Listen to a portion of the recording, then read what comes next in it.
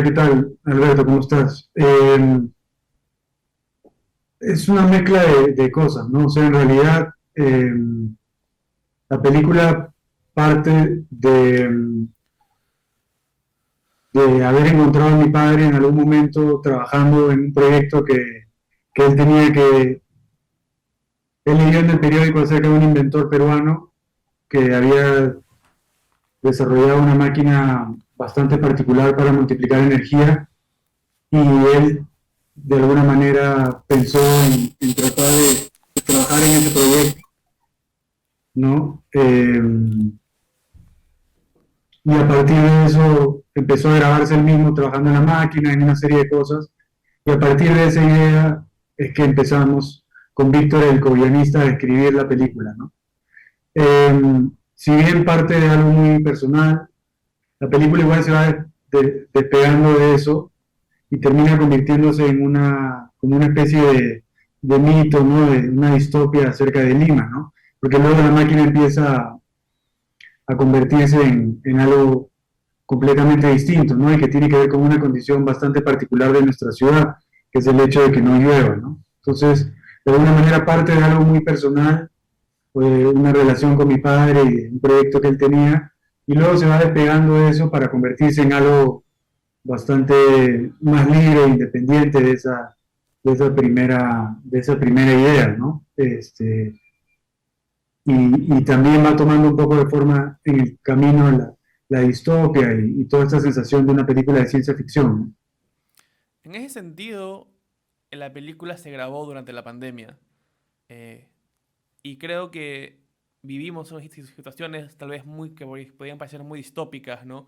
Ciudades vacías, problemas sanitarios, eh, falta de dinero en muchos lugares, ¿no? ¿Cómo todo este contexto sirvió para crear la Lima distópica de la película? ¿Le agregó algún tipo de valor? ¿Le agregó algún tipo de conocimiento? ¿Generó un cambio en el concepto original que se tenía de la Lima distópica de la película? Nosotros grabamos en realidad antes de la pandemia, o sea, digamos, grabamos a mediados del 2019. Y lo que pasó es que nosotros sí habíamos planteado desde el guión y desde la puesta en escena una ciudad vacía. O sea, realmente habíamos pensado en una ciudad donde la presencia de las personas fuera mínima, ¿no? Era como si los personajes fueran una especie de fantasmas en una ciudad desierta. Y lo que termina pasando es que ocurre la pandemia y mucho de lo que nosotros habíamos planteado como sensación general de la película termina ocurriendo. Entonces, a partir de eso, digamos, era inevitable ya desde las etapas de postproducción empezar a involucrar estos elementos, ¿no? O sea, como bien describes tú, de incertidumbre, de vacío, eh, dentro de la película, ¿no? Entonces, de alguna manera, lo que hicimos fue darle mucho más fuerza a estos aspectos, ¿no? Sobre todo desde el sonido y desde los elementos que estaban fuera de campo, ¿no? Porque es una película, mucho ocurre fuera de campo, digamos, no es una película muy evidente en la ciencia ficción, o sea, digamos, no es una película efectista en ese sentido, sino que mucho de lo que se construye, la sensación de esta distopia, parte del sonido. Y creo que durante la pandemia, por la manera como nosotros vivimos esa experiencia, es inevitable no tener, digamos, elementos sonoros presentes constantemente, o sea, del discurso del presidente todos los días, hasta los megáfonos. O sea, creo que el sonido se volvió algo muy importante durante durante ese momento, durante esos meses, sobre todo los meses iniciales, ¿no? O sea, y también esta sensación constante de incertidumbre, o sea, de saber de no tener idea de qué es lo que va a ocurrir. Y creo que finalmente eso es un elemento muy importante de una distopia, ¿no? O sea, que hay una como incertidumbre constante en relación al futuro, ¿no? O sea, hay como y también una derrota frente al presente, ¿no? O sea, y creo que eso finalmente fue lo que se sintió en la pandemia, ¿no? O sea, es como si el mundo cambiara radicalmente, ¿no? En ese sentido, mencionas bastante el uso del sonido, que además es un sonido que hace bastante alusión a lo metálico, al trabajo en la máquina y a los sonidos de la lima presente, ¿no? Si bien ya existen algunas películas en el cine peruano con un manejo del sonido y fuera de campo destacable, se me ocurre Uña y Pacha, por ejemplo. ¿Por qué es tan importante para esta película en concreto ese manejo de el universo ficcional a través del campo sonoro? Yo creo que, o sea, para mí, digamos, una experiencia, creo que es importante un poco el contexto en el que estamos, ¿no? En general en relación al tipo de contenido, no sé, o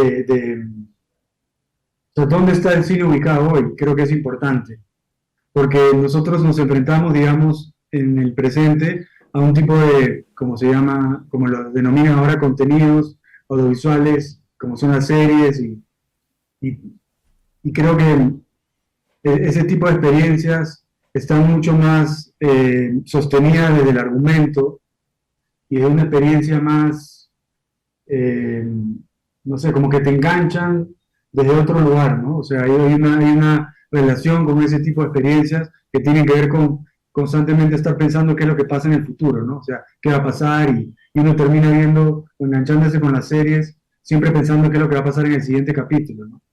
Y para mí, digamos, en general la experiencia cinematográfica tiene que ver más con el presente, o sea, con la experiencia que uno está viviendo en la sala de cine y en ese momento, ¿no? Y creo que un aspecto fundamental para esa experiencia es el sonido, ¿no? O sea, creo que la experiencia sonora en una sala de cine es muy importante. Y creo también que eso termina generando una experiencia particular que solamente se puede vivir en una sala de cine. O sea, precisamente por el tipo de experiencia que es. Entonces, en ese sentido, para nosotros, y por el tipo de decadencia y de ritmo que tiene la película, era muy importante construir esa experiencia sonora. Que finalmente para mí la experiencia sonora en una película es igual de importante que lo visual. O sea, digamos, nosotros vivimos una experiencia donde lo visual tiende a tener un protagonismo. Y para mí el sonido es igual de protagonista, ¿no? O sea, es fácil, yo creo, evadir como que la imagen, ¿no? Pero el sonido siempre está ahí. O sea, creo que hay algo importante. También creo que la manera como se construye la película, o sea, para mí es una película que tiene que ver mucho con el eco de las cosas, ¿no? Entonces, en ese sentido, el eco, digamos, de la máquina es el sonido. Es cómo esta máquina repercute fuera de su presencia en el departamento. De la manera que nosotros teníamos de sentir la presencia de la máquina y de cómo esta máquina define el universo que hemos construido es a través del sonido y a través de ese eco que termina generándose fuera del departamento y en los otros espacios, ¿no? Es como si la máquina eh, definiera la percepción de ese universo, ¿no? Y para mí hay otra cosa que me parece importante, ¿no? Que tal vez es algo bastante más sutil, pero que tiene que ver con una película que tiene otro registro completamente distinto, que es Metal y Melancolía de Hughie Cunningham, ¿no? De Eddie Cunningham, y que si bien es una película que aborda, digamos, las ciudades de otro lugar, para mí ese título es algo muy importante, ¿no? O sea, esa sensación de metal y melancolía, que para mí son dos cosas que conviven en Lima, ¿no? Y entonces, la manera para mí de construir esa sensación fuera del argumento era a través del sonido, ¿no? O sea, es un sonido que evoca, digamos, esa sensación metálica y melancólica de una ciudad como Lima, ¿no? Y, y de hecho nosotros trabajamos con mucha gente en sonido, pero cuando pensamos con los compositores, digamos, del sonido de la película y de la música que van de la mano, qué interesante sería también poder escuchar solamente, de hecho vamos a sacar un vinilo, ¿no?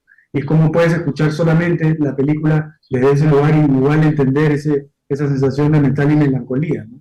Entonces sí hay un aspecto importante para mí que acompaña la narrativa del sonido, ¿no? Como una experiencia particularmente cinematográfica, ¿no? O sea, que creo que eso es finalmente lo que buscamos, ¿no? O sea, qué es lo que vuelve específico ese medio, ¿no? Y para mí tiene que ver mucho con el sonido, con la ausencia del sonido, porque también es una película en muchos momentos silente, ¿no? Y que yo creo que remite a los principios del cine, ¿no? O sea, donde se está descubriendo también el sonido, ¿no? Entonces hay una relación con el sonido como un elemento nuevo y expresivo.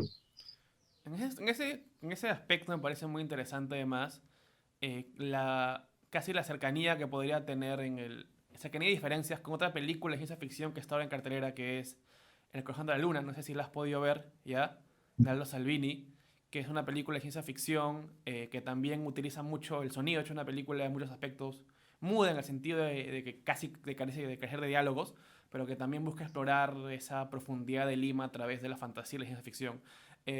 Lo cual yo creo que es un poco sorprendente porque ya para empezar, la ciencia ficción no es un género que a nivel de grandes películas, grandes presupuestos, no tenga una gran masividad en el Perú, hablando de títulos peruanos.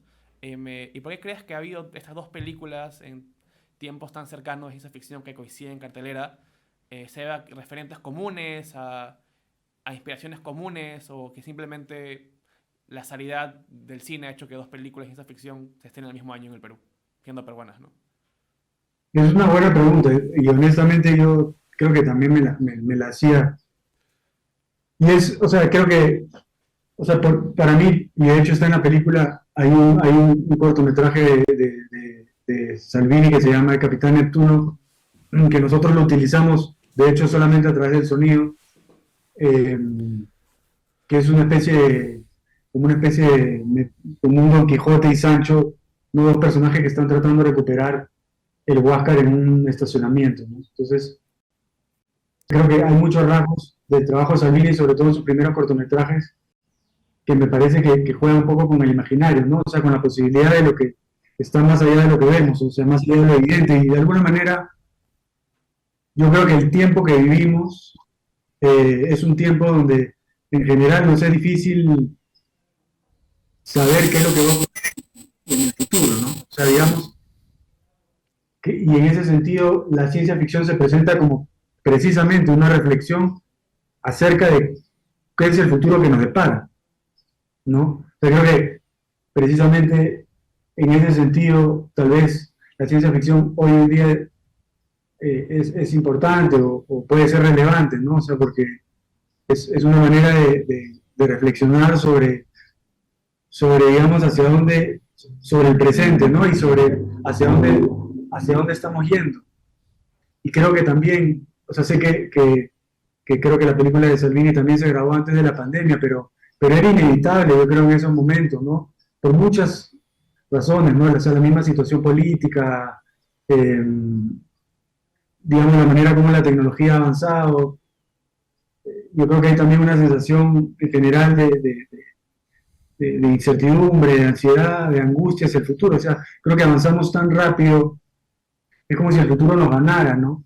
Y en ese sentido creo que es importante como detenerse y reflexionar, porque es interesante también que ambas películas lo hagan con una relación o con un vínculo hacia el pasado, de términos, digamos, cinematográficos. O sea, creo que no son películas que pretenden como plantear sus recursos expresivos y el propio uso de la puesta en escena y el presupuesto como una ciencia ficción efectista, sino que más bien recurren a elementos más sencillos y simples, ¿no? Que tienen que ver con los inicios del cine, de alguna manera. Entonces, en ese sentido, me parece interesante porque yo creo que es una necesidad un poco de detenerse, lo cual termina siendo casi paradójico, ¿no? O sea, es como si hicieron una película de ciencia ficción para replantear, ¿no?, el presente usando elementos del pasado. O sea, y eso me parece que es interesante, ¿no? O sea, creo que me acuerdo en algún momento haber leído una cita de Truffaut que decía que cuando uno perdía el rumbo, digamos, en el cine o en cualquier medio, digamos, artístico, lo que tenía que hacer era regresar al pasado, ¿no? Pero creo que la pregunta también es cómo regresas al pasado. Y tal vez el equilibrio en regresar al pasado tiene que ver con trabajar con géneros que se proyectan al futuro. Entonces es como generar ese balance, ¿no? Este, y en ese sentido, no sé, o sea, yo creo que hay ese vínculo, ¿no? Hay ese vínculo, porque creo que ambas películas no son, por eso, o sea, creo que ambas películas construyen un futuro, pero retrofuturista, ¿no? O sea, es como y con muchos guiños, yo creo, de alguna manera también al cine B, o era como que replantear un poco ese futuro, ¿no? En general, ¿no? Y creo también, o sea, creo que también es una manera de rendirle un homenaje a muchos géneros cinematográficos que creo que son importantes, ¿no? Y que creo que más allá de las dos películas que nosotros hemos trabajado, se ven en otros directores y directoras que están empezando digamos, un poco alejarse de cierta tendencia, ¿no? Un realismo social que igual a mí me parece muy importante, pero a trabajar, digamos, ciertos temas, ¿no? Políticamente relevantes o desde otra mirada, ¿no? O sea, de una mirada más de diversos géneros, ¿no? O sea, ahora hay películas de zombies, hay películas, ¿no? Que juegan un poco más con el horror, eh, o el western, o sea, siento que se está retrabajando también y creo que es también una manera interesante de vincularse al público. O sea, creo que es una manera también de ir a géneros que a veces, por el género en sí, tiene un vínculo mucho más cercano al público, ¿no? O sea, para nosotros ha sido bastante gratificante, ¿no? En todas digamos, las proyecciones que hemos tenido de tener bastante público, joven, de distintas edades, también mayor, pero y que sienten, digamos, como que la película también les da una percepción un poco más fresca de la realidad, ¿no? Donde las cosas no son tienen tanta certeza, ¿no? Y Y creo que finalmente, eso es importante. finalmente, para ir terminando, porque el tiempo en televisión y radio es corto, lo que quisiera hacer es una pregunta un poco reflexiva, ¿no? Se trata del tema de la máquina de la lluvia, de la búsqueda del agua, ¿no? Y ya empezamos a ver algunas ciudades y países en el mundo donde empieza a escasear el agua, con el caso de Monterrey, entre otros, el caso de África desde hace muchos años, ¿no? Eh, ¿Qué tanto crees que nos estamos acercando, sin ser exactamente igual, a una posible sociedad distópica como la que se puede ver en la película? Es una buena pregunta porque realmente yo esperaría que no nos acerquemos como, o sea, creo, creo que hay algo bien importante, ¿no? Sobre nuestra generación, que tiene que ver con que es tan complejo el tiempo que vivimos que es como si pareciera más cercano el fin del mundo que la posibilidad de que el mundo cambie.